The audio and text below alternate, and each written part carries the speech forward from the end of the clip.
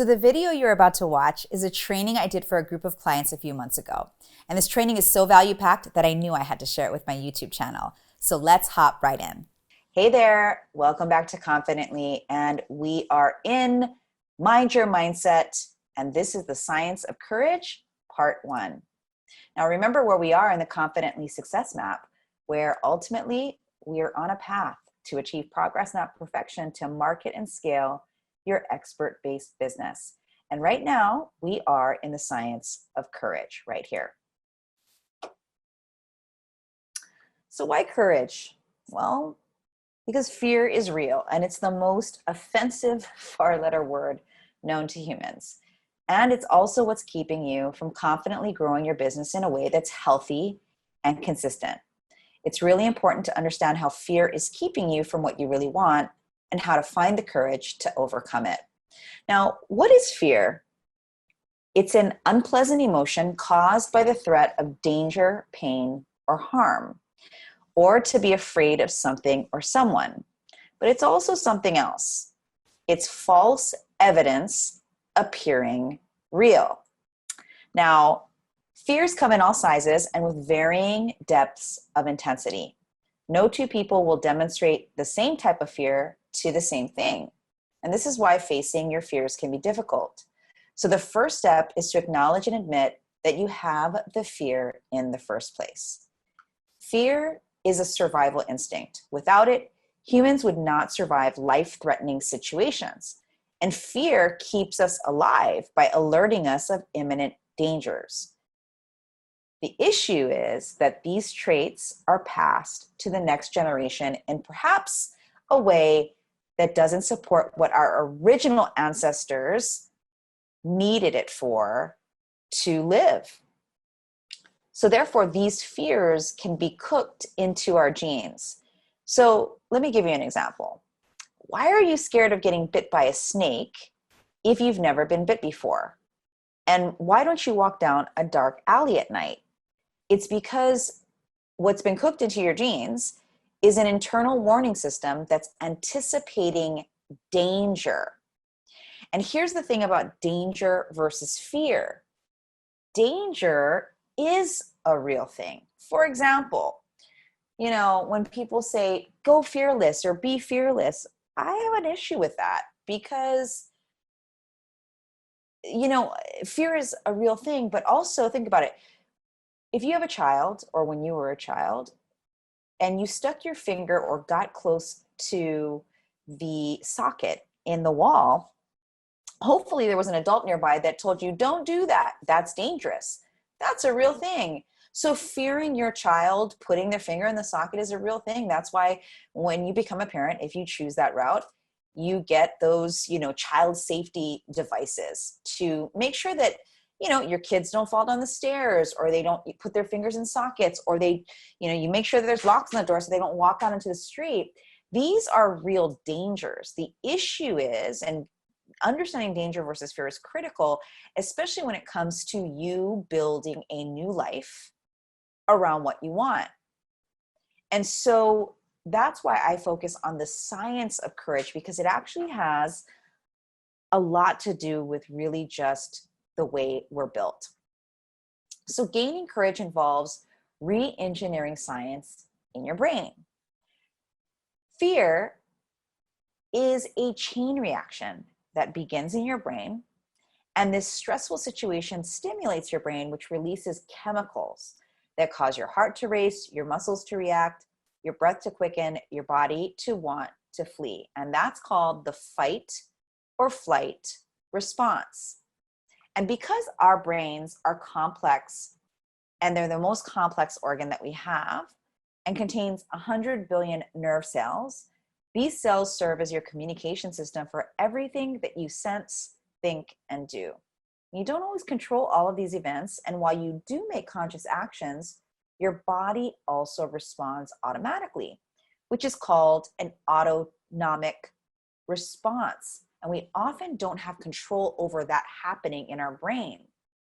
Now, there are two paths your mind can take when that happens and fear erupts. You can take the low road, which is what we call trauma informed. And this is the quick and messy route. This is when your autonomic response kicks into gear and takes over. And these are those times when you react before you think. But you're on this campus, and so you've learned how to become values driven, and you've done the work in the values determination section of the mindset building block, right? So you can become aware of taking what we call the high road or the values driven road. And this is where you take the time, really take a moment to define the situation, and you consider your options before you take action. Basically, it's low road is reaction, high road is responding to the fear. And yes, I'm not saying this is easy. This takes practice. This takes awareness. This takes you thinking about it when it's happening. When you're feeling the fear kicking in, it's simply taking a pause and saying, is this really fear or is this danger? And if it's danger, it's important to definitely take cover and manage that. But if it's fear, go back to your values first and ask yourself, what is triggering me to get stuck or have my heart race or any of the things and the bodily reactions that happen when you're feeling fear? The good news is courage is a cognitive ability. In a scientific or psychological sense, having courage is not a special trait reserved exclusively for heroes who are just born with it. That is, to me, exciting news. When I really started diving into the science of courage, this was delightful to find out. It's like, oh, great. I didn't have to be born with courage. That's absolutely awesome. In fact, what cognitive neuroscience tells us is that courage is a cognitive ability that can be strengthened or atrophied through neuroplasticity. And what is neuroplasticity? It's the brain's ability to reorganize itself by forming new neural connections throughout life in response to new situations or to changes in the environment. And changes in the environment, when it comes to entrepreneurship and marketing ourselves, is definitely a big change to our past life. And again, this is so exciting because you can build and strengthen your courage through being values driven and all of the mindset and movement that you've committed to by being in confidently. Now, the bottom line is when you repeatedly confront and face down your fears, you destroy their influence on you. And that's how you strengthen your courage muscle. I don't believe you will ever, even if we get cognitively fitter than we've ever been, right? If we're getting those muscles in the entrepreneurial gym going, I don't think that we're always going to release fear, because especially if there are other people in your life that matter to you and you worry about their well-being and those types of things, those are natural human emotions. The key is, especially when it comes to taking courageous action around promoting yourself, marketing yourself, messaging yourself, asking to get paid what you're worth, all of those things, they require you to build a bridge. I love this little meme where it says, establishing new neural connections between brain cells is like building a bridge to cross a ravine. You're on one side of it, and the first time you cross the ravine, it requires a lot of effort. The first trip is the absolute hardest, okay? But as you keep crossing that ravine of fear, the journey gets easier and easier, and you begin to start to build those building blocks to build that bridge, which will make it very easy for you to cross it in the future. And so it's all about those tiny steps towards courage and reorganizing, letting your smart brain, your brain is so smart, letting your smart brain create new pathways of courage with action. Because our brains are absolutely genius. We can reshape and reset those pathways to give us anything we want. Neuroplasticity proves we're capable of shifting our success path by taking small steps every day to train our brain for confidence. Courage is the bridge to anything you desire. So now, with this knowledge of neuroplasticity and how smart your brain really is, and how it's not born, it's actually bred, it's managed, it's grown, it's muscle. Okay, so use your workbook to journal your insights and ahas that you learned about courage and neuroplasticity in this lesson. Talk about what are the things that you realize about yourself and that you're committed to now that you understand that your brain can do anything. Share your insights from this lesson with our online forum. Use these insights to share in social media, email, or a blog, or however you communicate. Basically, everything you learn, turn it into content that supports your business. And commit to doing the next lesson within 48 hours of completing this one. Can't wait to see you in the next lesson. Hey there, it's Mind Your Mindset, and this is the Science of Courage, Part 2. Remember, we are going over the Confidently Success Map, where you're going to achieve progress, not perfection, to market and scale your expert-based business. And we're right here in the building block called Mindset and going into Part 2 of the Science of Courage. Now, in Part 2, I'm going to talk about the faces of fear, because fear doesn't always manifest itself as fear. Oftentimes, we will enter into a fear-driven behavior pattern while remaining unaware of the real driver of that behavior, which is really our voids and violations, which we went over in the values determination. So if you didn't do that work, please stop this video and go back over there so you understand voids and violations more, because this will make a lot more sense. In fact, 9 such behavior patterns exist depending on how you react to the fear of failure. These patterns are called the 9 faces of fear, and sometimes also called the masks of fear.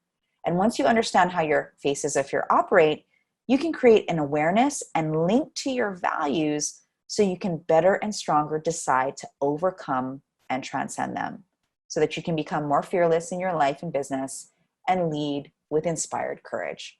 When you accept that these are part of the game and use this to overcome your fear of failure, you can focus your mind on successfully attaining your goals and dreams. So let's go through those 9. And as I do that, I'll ask you some questions and make sure to do the work in the workbook at the end. The first face of fear is not giving 100%. This fear comes from the belief that if you give 100% and fail, then you're a failure.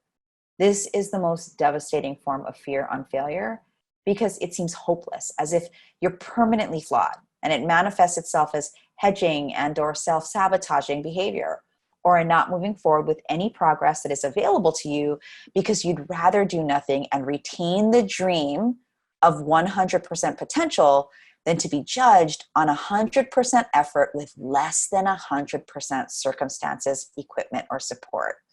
Ooh, this one is one that probably hits us all at some point.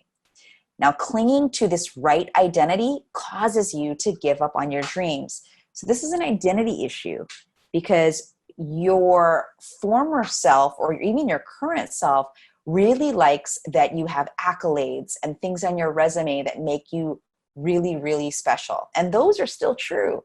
But as you traverse into the unknown when it comes into entrepreneurship and growing it to the next level, this fear will grip you by making you actually sabotage yourself before you finish. So let me ask you, on a scale of 1 to 5, 1 being, this isn't really applicable to me, to 5, which is, that is right on. This is something that shows up as fear for me, but I didn't know that it was actually a fear. How often do you hold back from 100% effort, engage in self-sabotaging behavior to justify less than perfect results, or opt to do nothing perfectly than something productive imperfectly? Here's the face of fear number 2, procrastination. Now, this face is a more obvious face of the fear of failure. When you're afraid to fail and you think you might, you put off doing things so you don't have to face failing. An individual may procrastinate on implementing a new strategy or initiative because she's afraid it might fail. Or a business owner may put off firing someone for fear that she will spend a lot of resources hiring someone new who may possibly be worse, so she tolerates continuing with the known person. Another word for procrastination is toleration. You'll hear a lot of that word on our campus because I know it's a real blocker to our success. So on a scale of 1 to 5, rate yourself on how you procrastinate on important and crucial decisions, projects, and work. How often do you wait to the last minute and then allow yourself an excuse that it could have been better if I'd had more time? Here's face of fear number 3, anger. So instead of dealing directly with your fear, you express it as anger so no one sees the fear, possibly even yourself. There's a good chance you don't even know you have a fear of failure because it's quickly covered up by anger. Anger in this situation is actually a protective response. Fear is the primary response, and anger is the secondary emotional response. Because anger held in will fester, often being unleashed on a person or a situation that has nothing to do with its original source. And anger doesn't even have to be outward. It could be like a seeping, seething feeling that you're just having with yourself, but it's still that you're holding on to that anger and you feel like a pressure cooker, right? So on a scale of 1 to 5, rate yourself on how often you find yourself frequently frustrated, tense, or argumentative during stressful projects or big opportunities. How often do you find yourself initiating unproductive arguments over opportunities and projects? And how often have you unleashed or gotten grumpy even on a business partner, spouse, or child over a bad day at work? Face of fear number 4, crying. Now, there are a variety of reasons people cry, including emotional pain, physical pain, and grief. Crying is a fairly normal response to fear, including the fear of failure. Crying can be cathartic, but after a good cry, if it's being used as a cover-up for fear, you need to deal directly with the fear. Crying can also take a form of self-loathing. Rather than facing up to a fear of failure, a person will back down or self-destruct and engage in crying or a bout of self-loathing as punishment, only to repeat the fear-driven behavior the next time around, rather than using the painful experience as a motivation to change.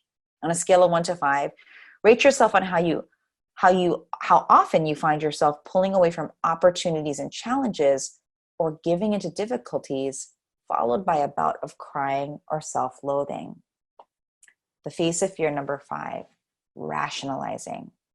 After not getting the results from a launch of a new L1 or L2 you expected, if you say things like, I just don't have as much experience as that other person, or I didn't have a chance to get these results anyway, this is an act of deception and lies you're telling yourself to keep you in the same place. Instead of rationalizing that you don't have a chance and either not go for it or give a half-hearted effort, realize what it is. Rationalizing keeps people from realistically assessing the situation, learning from setbacks, and improving over time. If the failure wasn't due to your performance, how can you take responsibility and take back what you can control, which is your own commitment and effort? See, if you're trying to justify something, you're trying to escape from something that you didn't want to admit to. And remember, all these faces of fear, they're human. I've been through all 9 of them at some point. It's the awareness that matters. So on a scale of 1 to 5, rate yourself on how often you find yourself making excuses for losses, setbacks, and unmet expectations. Over the last 5 setbacks or failures in your entrepreneurial journey, how many of them have you owned outright without leaning on outside factors being the reason you didn't get the results you desired? Face of fear number 6, avoidance. This little meme is kind of cute. If I avoid every scary thing, I can just stay home and be safe. But it's not a great life strategy, right? You avoid putting yourself in situations where you think you could fail or be wrong. Most people stay in their comfort zone, but this is what sets high performers apart from the people who are needing our help. This face of fear justifies that the possibility of failure is too uncomfortable. When you live in your values, you actually thrive with challenge and discomfort. The possibility of failure instead motivates you to take positive action. This includes not just launching and sharing what you do, but also in relationships with ourselves and others that may be blocking our progress. On a scale of 1 to 10, rate yourself on how often you avoid challenging situations. How often have you let opportunities to explore a strength go to waste? How many of your weaknesses have gone unaddressed because of a desire to remain within your comfort zone? Face of fear number 7, indecision. A fairly common face of fear of failure for leaders is indecision. Indecision is a decision. It's the decision to not change anything now. Indecision is more dangerous than decision. It's an inaction that keeps things the same. Confident decision makers are the pillars of successful leaders. Sometimes the decision is to do nothing, but doing nothing is made as an active decision, not a passive lack of action. When indecisive, consider making a conscious decision to do nothing or to take action. This is why clean decision making is the outcome of living a values-driven life. Another form of indecision is being confused. You're not confused. Confusion is a choice that's keeping you from taking a stand and making a decision. So on a scale of 1 to 5, rate yourself on how many of your recent disappointing results came about as a result of inaction on your part. How often have you given away your authority by leaving important decisions to others when it was clearly more appropriate for you to have stepped up to the plate and taken charge? Face of fear number 8, which is called Nexciting. Do you know someone who's also or always chasing a new shiny ball? Someone who's always after the newest thing, be it a new idea, a better product or service, before finishing what has already been started? Chasing what's new and exciting, Nexciting, can keep someone energized even though you're not succeeding at the level that would be possible if you focused. The truth is you're afraid of failure and covering up with the intoxicating drug called Nexciting. That's why accountability, habits, and linking your goals to your values is the only successful alternative. This is the answer to what do I do if I'm multi-passionate? Get your goals done faster, and then you can add more to your plate. Remember, we're here for the pursuit of the anythings we want, not the unrealized everythings. Also, it makes people think we're not serious, and that causes a lack of confidence in your audience. So of the last 5 big opportunities or trends or projects that you've gotten excited about, how many of them never came to fruition? How many were never brought to an appropriate conclusion? Rate yourself on your answer using a scale of 1 to 5. And then finally, the 9th face of fear, which is withdrawal. There are different levels of withdrawal. A mild form would be similar to procrastination or avoidance. In an extreme case, you could be curled up in a bed in the fetal position. Unlike other faces of fear, this one is usually very consciously felt as fear. The opportunity, challenge, or problem causes enough fear in you that you withdraw from the situation entirely. Sometimes you may just not be ready to face that challenge, but if you habitually react to the fear of failure through withdrawal, you'll need to address this habit pattern to succeed as a fearless leader. It's basically hiding out, hoping that what you want will resolve itself without your involvement. Or it could look like you're feeling like you don't belong or are made for this. On a scale of 1 to 5, rate yourself on how often you have withdrawn from an opportunity, challenge, or problem out of fear. And this withdrawal thing, I see a lot in coaching programs, consulting, and I want to challenge you to finish and lean in to the challenges and the hard things. Because when you do that, you're not just going to get better results. You're going to be able to model that for your own clients because you're in the expert-based business and you know that to teach others what you know, you need them to lean into. So these were the 9 faces of fear. And remember, once you understand how your faces of fear operate, you can create an awareness and link to your values so you can better and stronger decide to overcome and transcend them so that you can become more fearless in your life and business and lead with inspired courage. And when you accept these are part of the game and use this to overcome your fear of failure, you can focus your mind on successfully attaining your goals and dreams. So pull out your top values and ask yourself, how can I take this new awareness and map them to my values So I'm living an inspired, energetic version of myself, that my identity is tied to my future self, not my past self, who was controlled by one or more of these phases of fear. Here is how to pave your path confidently. These are your next steps.